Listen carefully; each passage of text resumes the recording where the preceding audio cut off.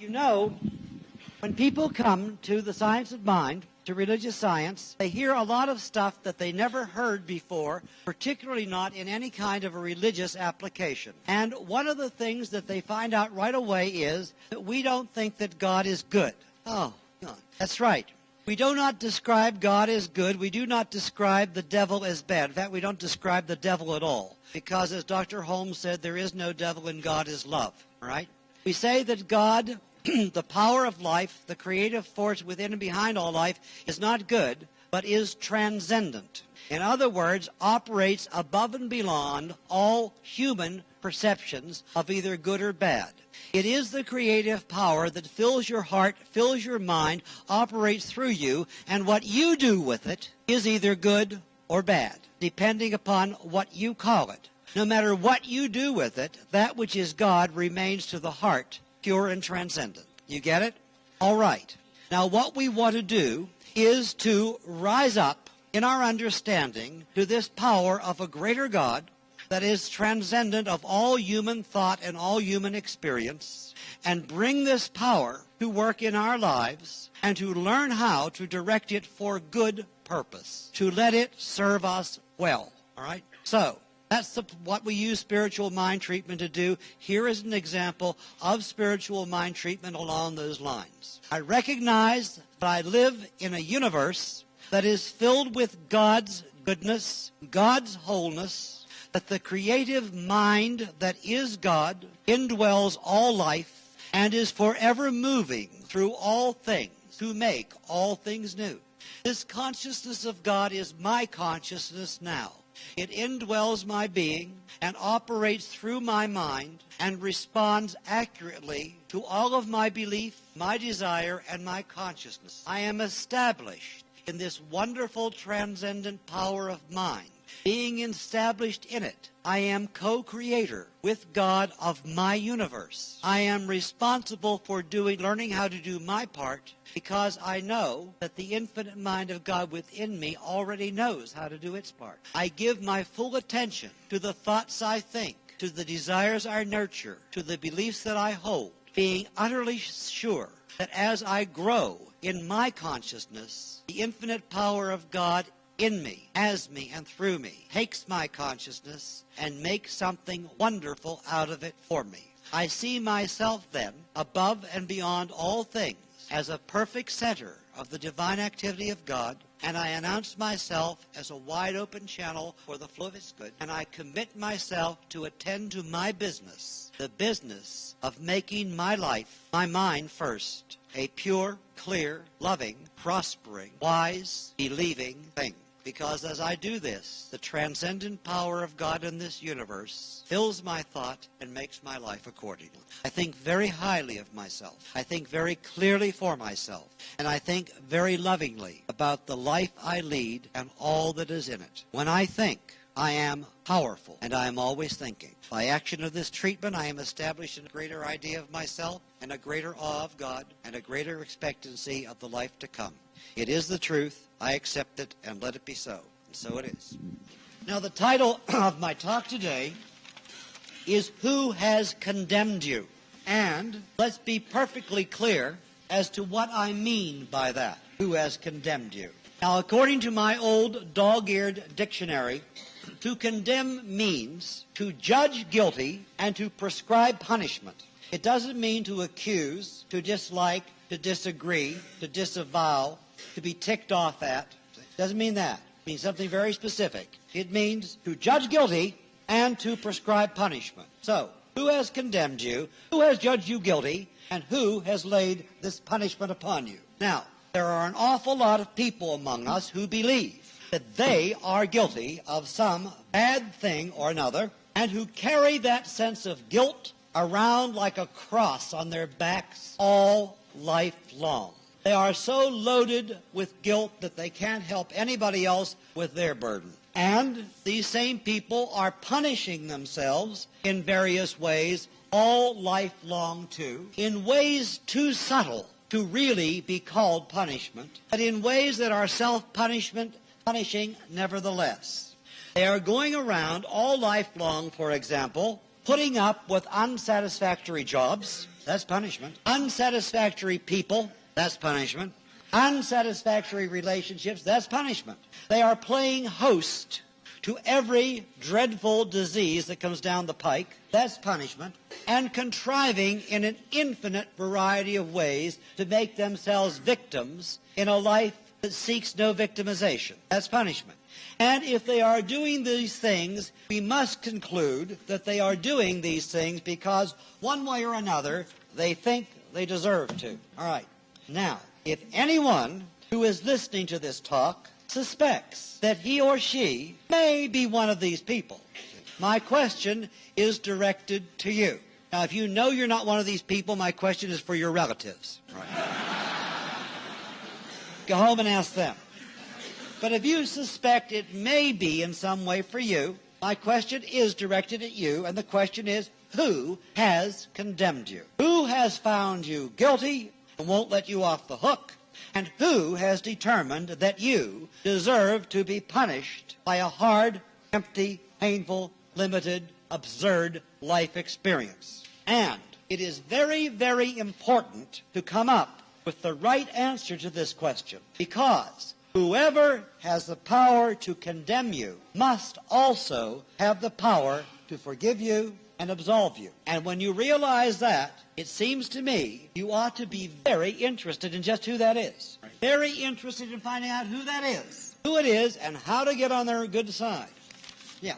We ought to be very interested in discovering just who has condemned us so we can get ourselves absolved of our guilt, supposing you want to be, and so that we can put an end to our punishment. Because neither guilt nor punishment does much to make us better people. I never saw a person blossom and grow, become generous, loving, and kind because of guilt or punishment. Now, guilt or punishment and punishment have their uses. They can get our attention, heaven knows. They can get us even turned around in the right direction if we react to them in the right way. They can give us pause to figure out we may not be on the right track. So they do have a reason for existing. But there is a limit to their value, there is a limit to their usefulness, and there is a limit to their legitimacy. We are supposed to experience them when it's appropriate. We are not supposed to carry them around on our backs all our lives. And the quicker we can get beyond them, guilt and punishment, and headed towards something better, the better off we will be. But we cannot get beyond them until we know who has put them upon us, until we know who has condemned us, who has made us feel guilty, who has made us accept this punishment that we are enduring day in and day out. Because only that person can set us free. Only that person can forgive us, and only that person can give us permission to abandon it all and be happy. Now, you know, people come to me all the time when I let them. And they say, oh, I must see you. I must see you. Only you, Dr. I must see you. Dr. Shultz, I did this, that, or the other bad thing, and I feel so guilty. And I say, and well, you should. They look at me. And well, you should. I'm glad you feel guilty. And I hope it hurts you enough to make a lasting impression for a stunt like that. Because, you see, your memory is your lifeguard. That's right. Your memory is your lifeguard. See, the memory of the event is what can prevent you from repeating that event and getting deeper and deeper and deeper into that kind of nonsense. Only your memory of it can do that. So the objective is not to forget it, because people say, oh, forget it. No, don't forget it. All right? Don't forget it. The objective is not to forget it, but to remember it well. But the emphasis is on the word well, to remember it well. And you know what I mean by that? To ultimately remember it with joy. With joy, are you not with joy? Absolutely. Glad to be over it. Glad to be past it. Glad to be out of it, glad to have survived it, glad to know enough not to do it again. How many people feel that way about their last marriage? When you get to feel that way about your last marriage, you'll be over it. God, I'm glad I survived that one. Yes, not to forget it, to remember it well, all right? Which means with joy. God, I see it now. All right. So I always say that. I said, okay, I hope it hurts you enough to make a lasting impression. Because when you stop sniveling about it, and when you start standing up and taking the rap for it, and stop trying to get me or someone else to make you feel better, to let you off the hook, then you will be getting ready to put it behind you and get on with your life all the wiser for it. See? All the wiser for it. All right? Now, I think you should be overwhelmed with guilt for the moment and suffering after a stunt like that. Now, I'd be seriously concerned if you weren't. You know, people who do things like that and don't feel guilty and don't suffer for them are seriously ill people. And they're very dangerous people. They call them sociopaths. See? And you're not one of those. Well, now, you can imagine a lot of people who come to me for their well-earned guilt and suffering don't like this approach at all. They really don't. They say, I didn't go to him for that. You know, if they knew what they came to me for, they wouldn't have had to come to me. They could have done it to themselves, and we've both been saved a lot of time. Yeah. They say, I didn't go to him to hear that. That's not very spiritual. They're always saying that. Not very spiritual. They should tell me that life is perfect, God is all forgiving, and I'm all right. That's spiritual. Well, of course, life is perfect, God is all forgiving, and you are all right. I didn't say otherwise. I merely said that the guilt and suffering that you are whining about is well earned and has a good purpose. See, to get your attention, to impress your memory, and to let you come back to life all the wiser. Sure. And the way to achieve this, in the face of all this guilt and suffering, is to come up with the right answer to the question, who has condemned you? Because, as I said, when you know that, you also know who must forgive you and set you free, and it's not me. And it's not me. But until you know who it is that has condemned you, you will never be free of guilt, and you will never be off the punishment hook. No matter who else forgives you and tells you you're all right. You can always go out there and tell somebody your sad story and get them to forgive you. I forgive you, dear. You didn't do anything to them, right? I forgive you, or maybe you did. And tell them that you're all right. Mostly to get you out of their hair. They're tired of hearing you whine. So they'll tell you that. See, people miss the point. They look for forgiveness in the world. Yeah. And sometimes the world does forgive us. And sometimes the world doesn't forgive us. Now, if it does forgive us, it adds to its stature. If it doesn't forgive us, it adds to its meanness. But either way, it doesn't set us free. It doesn't set us free or keep us bound. Now, you have no idea how many people are out there living in guilt and pain, guilty and suffering pain over things that were over long ago. Long ago. Things that no one remembers nearly so well as they do. And sometimes they think no one remembers at all. Right? Things that nobody really cares about anymore. Not at all. And they are waiting for someone to come along and forgive them. You see, they don't understand that the only one who can forgive them is the one who has condemned them. And that is themselves. Themselves. Yeah. This thing called guilt doesn't come down upon us. It comes up from within us. It doesn't come down. There isn't any guilt up there. All right. It doesn't come down up. God doesn't have any. Fresh out. It doesn't come down upon us. It comes up from within us. And this thing called punishment goes way beyond any penalty that can be laid on us by others. Way beyond it. Real punishment. The gift that keeps on giving. See? The thing that goes on hurting and hurting and hurting is the belief that we must suffer until someone tells us to stop. And you think we catch on to the fact that people have told us to stop and we still haven't been able to. But we think that we must keep doing it until someone tells us to stop. I am telling you that someone is you. And it can only be you. Because you are the only one your soul understands. You are the only one your soul understands. And you are the only one who knows your sorrow and can believe in your good intention. You are the only one that can believe in you enough to set you free. The only one. Now here is something very, very important to remember.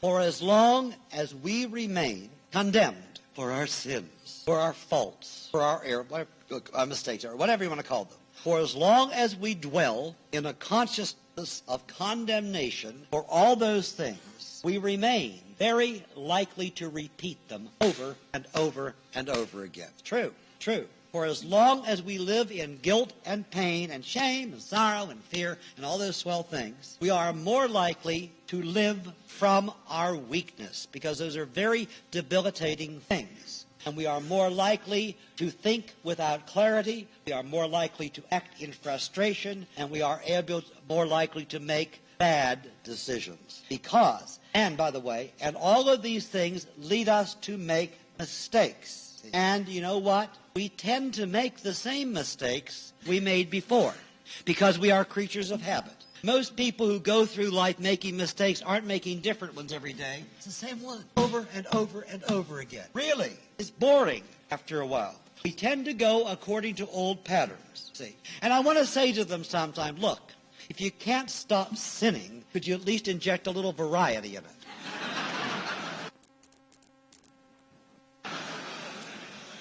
If you can't be pure, could you get interesting? If you can't have virtue, have variety, for God's sakes, but do something except the same old thing over and over and over again. Because in addition to being wrong, you're also boring. Yeah. And maybe that's the ultimate punishment, getting bored to death for your sins. So, contrary to much small-minded theology, guilt is not something to be promoted in anyone. It is not a way to keep people from sin and error, see? And punishment, that is pain and suffering, do not bring us closer to God. Forget it. Now, they make us so depressed we get quiet, and people mistake that for piety sometimes, right? We just have no words left, you know. But does not bring us closer to God or rightness.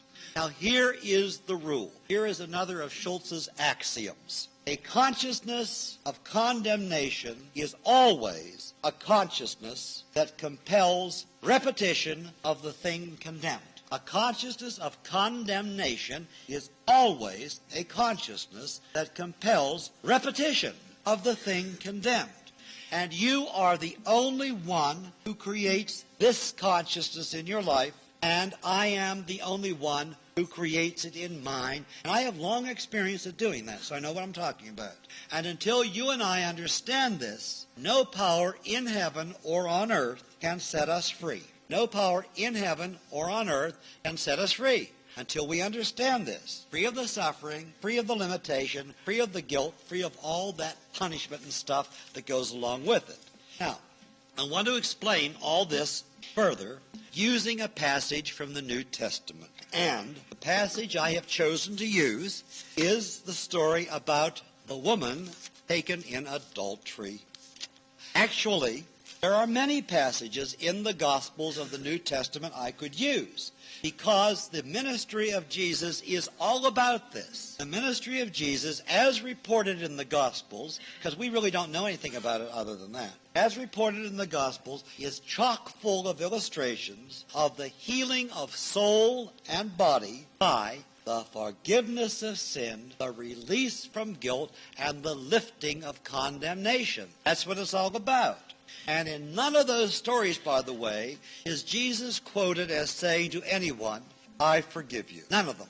And in none of them is he quoted as saying, God forgives you. None of them. It is always, you are forgiven. It's very important. That's different from saying, I forgive, child. God forgives you, my son. Doesn't say that. You are forgiven. He doesn't present a personal gift. He simply announces a fact. He is announcing a fact. He's not giving them anything. He's announcing a fact. He's recognizing something that's true about them. You are forgiven. Be of good cheer. Take up your bed and walk. You know what that means? Get up off your butt and get moving.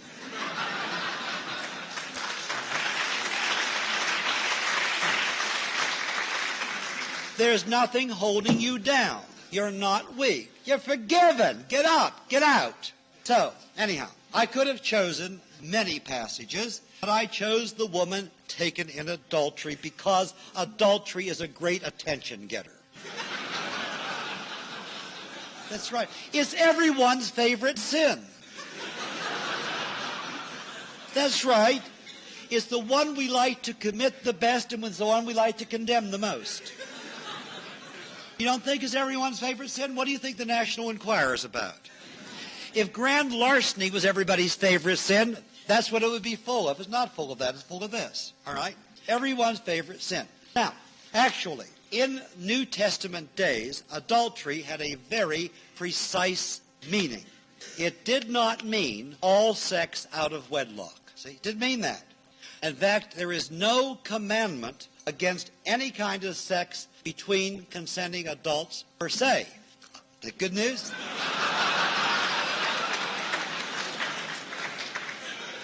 It simply isn't there. It isn't there.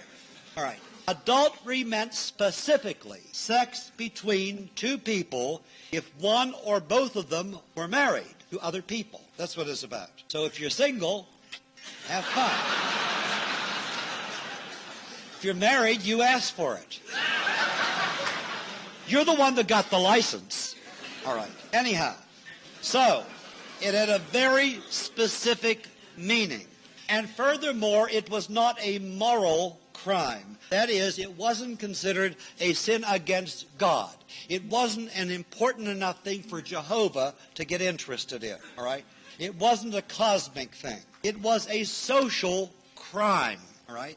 And very, very serious when a social crime, when you consider this was a minority people trying to build a society in the midst of surrounding majorities that were very oppressive towards them. And what they were trying to build was family strength and family unity, and adultery, fooling around with each other's wives and husbands, really threatened that structure. And in addition to that, there's always the problem of illegitimate children, which was, there was no way around that then, all right?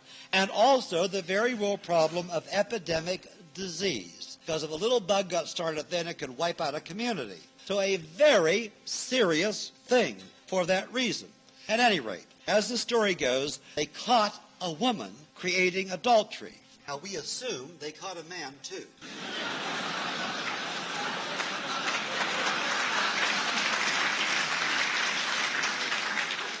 They don't say anything about that, which is subject for a whole other talk, isn't it? So I'll put that on the back burner. Maybe I can get to that someday. All right? But they caught her. And under Mosaic law, the offense called for her to be stoned to death. I told you they were serious. The offense called, this is very strict.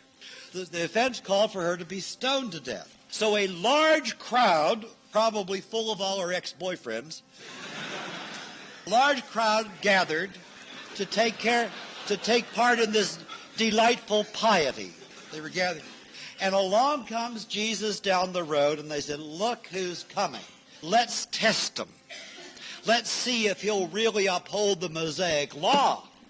And sanction doing this. Now, because is he going to say, yeah, go ahead, the law, or is he going to give us this turn the other cheek and love your neighbor and all that commie simp stuff?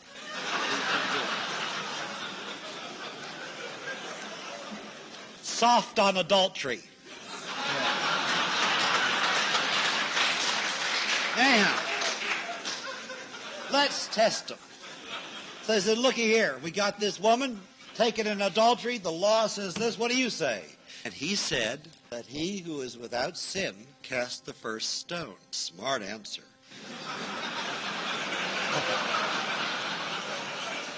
Here's all these guys with rocks in their hands.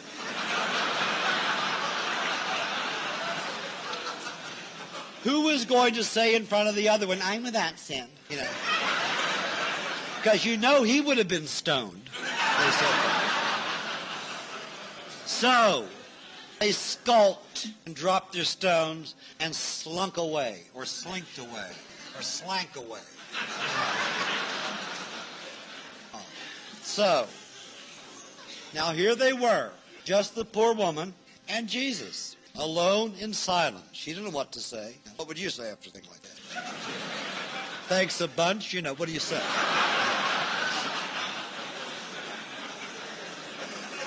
So,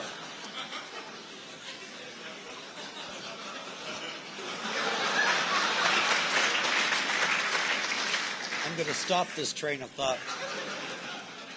Anyhow, here they were, alone. She didn't know what to say. And finally, he broke the silence. And he looked at her and he said very simply, woman, who has condemned you? And she looked at him. I guess their eyes met. And she said, no one, my Lord. No one, my Lord. And speaking for the moment as her Lord, he replied, neither do I. Go and sin no more. That's the important part of the story. Who has condemned you? No one.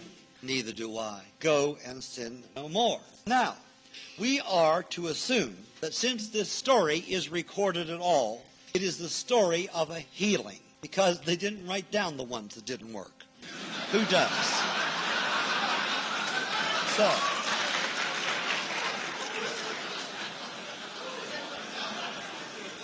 you know, paper was very scarce in those days.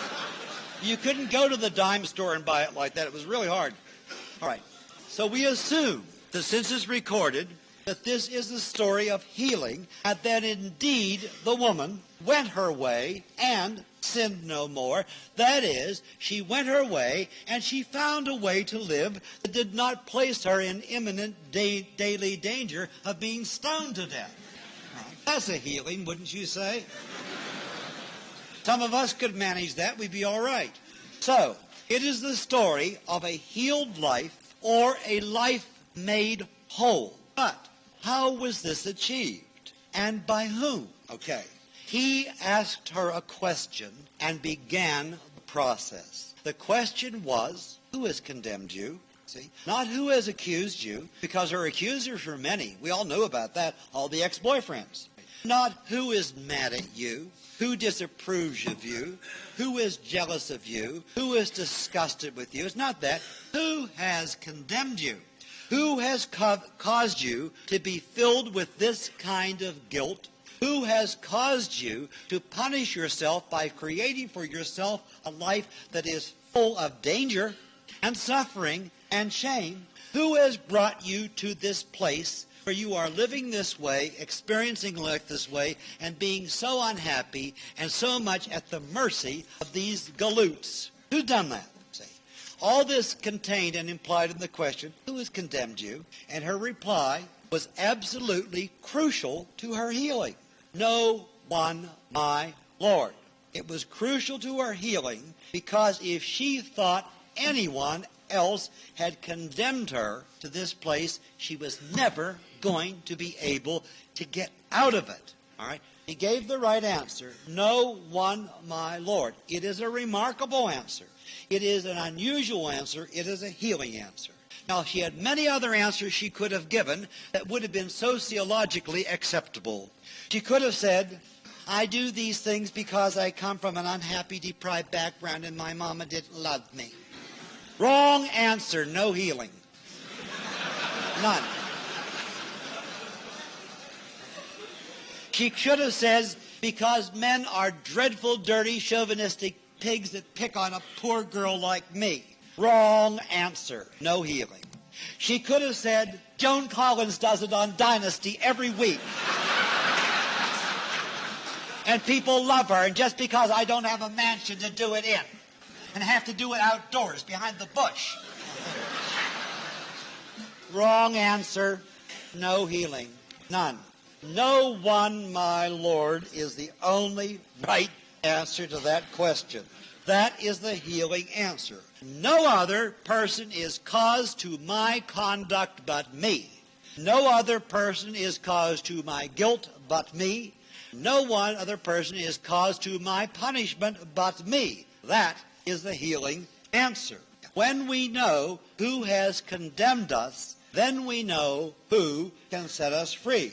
And when the woman spoke these healing words, "No one, my Lord," she was saying, "No one by God," all right? And he replied, speaking from that point of view, "Neither do I." That is, God doesn't either. So go and sin no more. No power on heaven, no power on earth is condemning you. So go and sin no more. No person is holding you down, neither is God. So go, raise yourself up, and sin no more.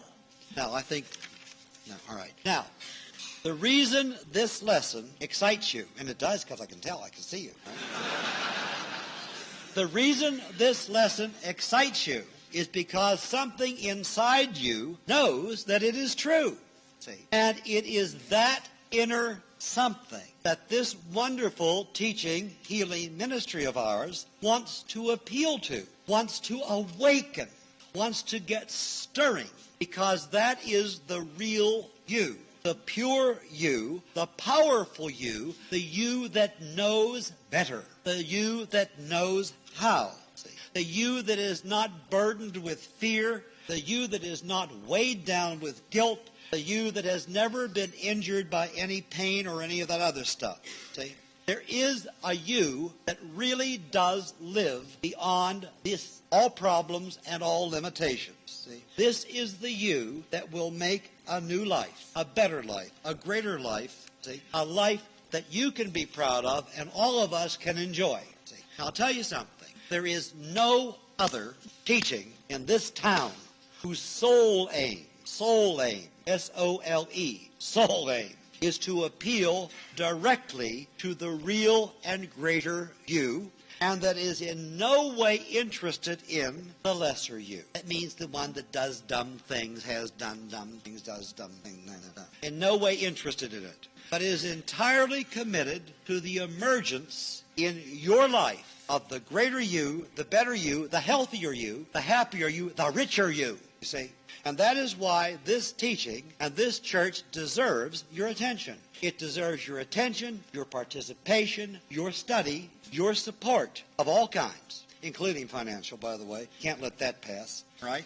Because with your love and support, it will do for you something that you have not succeeded in doing before, and it will do something in this community the like of which it has never seen, because it is powerful, it is for you, and when you get to the point where you are really for it, it will change your life incredibly, because it is wonderful, and so are you, and so it is.